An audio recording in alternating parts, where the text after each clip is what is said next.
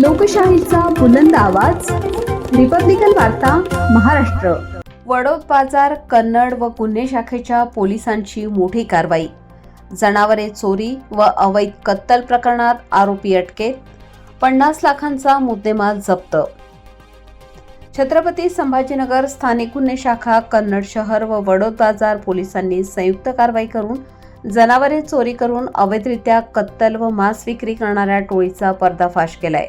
याबाबत गुप्त बातमीदाराकडून मिळालेल्या माहितीनुसार कन्नड शहर पोलीस ठाणे हद्दीतील जिओ पेट्रोल पंपाजवळील पत्र्याच्या शेडवर छापा टाकण्यात आला।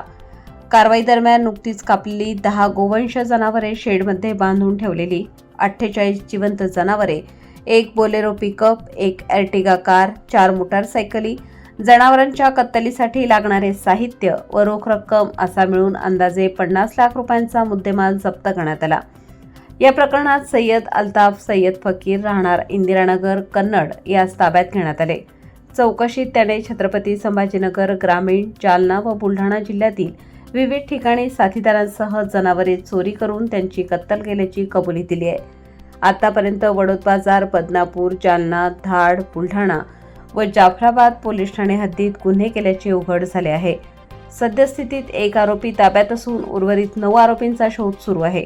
ही कारवाई पोलीस अधीक्षक डॉक्टर विनयकुमार राठोड व अप्पर पोलीस अधीक्षक श्रीमती अन्नपूर्णा सिंह यांच्या मार्गदर्शनाखाली करण्यात आली। कारवाईत पोलीस निरीक्षक Vijay Singh Rajput, API Santosh Misale, PI Rangrao Sanap, PSI Chand Mendhake Jarwal, API Sunil Ingale व त्यांचे सहकारी पोलीस कर्मचारी सहभागी झाले। याबाबत पुढील तपास कन्नड शहर पोलीस करत आहेत। रिपब्लिकन वार्ता महाराष्ट्र वृत्तवाहिनीसाठी औरंगाबाद मराठवाडा उपसंपादक अकबर शहा।